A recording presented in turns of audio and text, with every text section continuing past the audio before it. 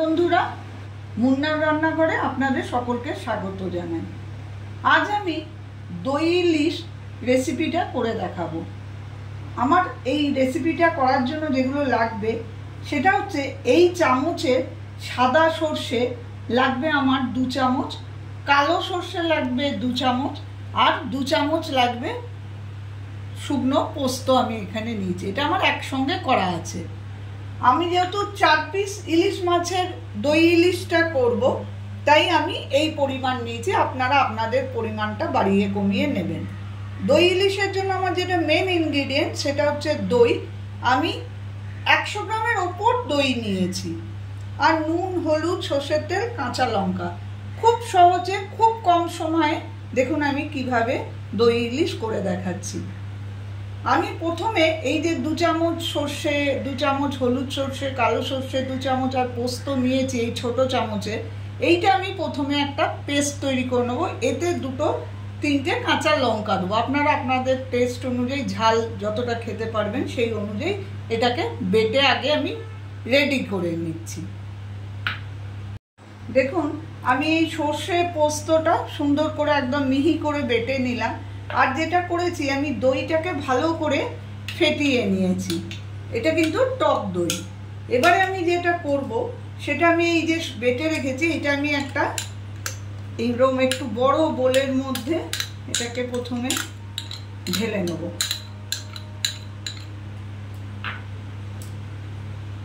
দইয়ের পরিমাণটা সবসময় একটু বেশি দেবেন। এটা যেহেতু দই ইলিশ, দই দিয়েই এটা বেশি রান্নাটা ভালো হয়।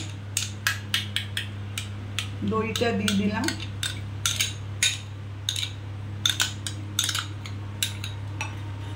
এটাকে মিশিয়ে নিচ্ছি। এবার এর মধ্যে আমি পরিমাণ মতো দিচ্ছি নুন,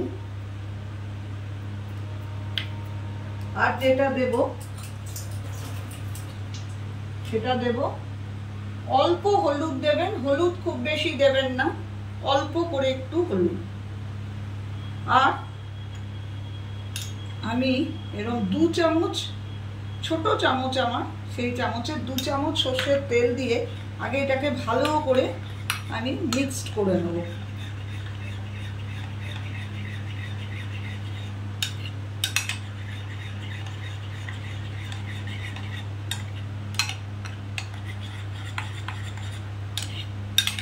ভালো করে মিক্সড করে নিয়ে এদিকে আমি কড়াইটা চাপিয়ে দিয়েছি, একটু জল দিয়ে এটা গরম হতে দিয়েছি।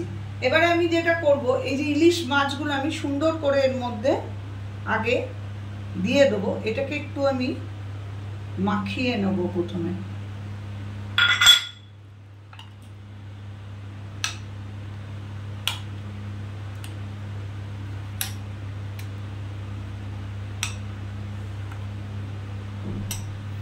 এবারে আমি যেটা করব, আমি একটা টাইট টিফিন কোটো নেব।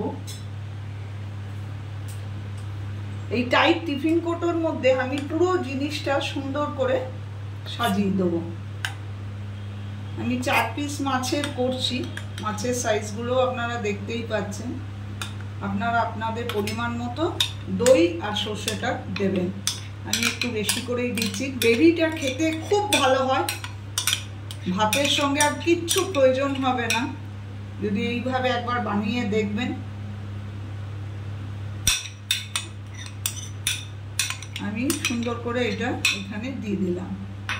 এইভাবে চিড়ে নেওয়া 2টো কাঁচা লঙ্কা আমি এর ওপরে দিয়ে দিলাম, কাঁচা পাকা লঙ্কা। আর দেবো 4 চামচ থেকে 5 চামচ মতো সর্ষের তেল আমি এর ওপরে ছড়িয়ে দেবো। এবারে আমি টিফিন কোটোর ঢাকাটা লাগিয়ে দিলাম। অল্প জল আমি আগের থেকেই গরম হতে দিয়েছি। দেখুন পুরো গরম হয়ে গেছে জলটা। তাই টিফিন কোটোটা আমি এর মধ্যে বসিয়ে দিলাম। অল্প জলটা যেন নিচে থাকে, খুব বেশি জল দেবেন না। এবারে আমি এটা মিনিট 15 জন্য একটু ঢাকা দিয়ে ভাপে হতে দেবো। দেখুন আমি ঠিক 15 মিনিট পর ফিরে এলাম। এবার আমি এটা একটু দেখব। আমার ওভেনটা আমি একটু বাড়িয়েই দিয়েছি। দেখুন জলটা অনেকটা কমে গেছে। এবার আমি গ্যাস ওভেনটা বন্ধ করে একটু গরমে রাখবো। তারপরে আমি খুলে দেখব যে এটা কতদূর কি হলো। দেখুন আমি নামিয়ে নিয়েছি, অল্প ঠান্ডা হওয়ার পর আমি টিফিন কৌটোটা আস্তে করে খুলে দিলাম, এখনো একটু গরমই আছে। দেখুন পুরো রেডি হয়ে গেল আমার দই ইলিশ। একটু ভালো করে এইভাবে নেড়ে দেবেন, গরম ভাতের সঙ্গে পরিবেশন করে দেখবেন, খেয়ে দেখবেন অপূর্ব খেতে হয়। আর খুব কম সময়ে এটা রেডি হয়ে গেল, তৈরি হয়ে গেল আমার দই ইলিশ। যদি আমার এই রেসিপিটা আপনাদের পছন্দ হয়ে থাকে তো প্লিজ আমাকে ঘরে তৈরি করে খেয়ে দেখবেন এবং আমাকে একটা লাইক করে দেবেন, আমার চ্যানেলটাকে সাবস্ক্রাইব করে দেবেন। এরকম নতুন নতুন রেসিপি নিয়ে আমি আবার হাজিরা হব।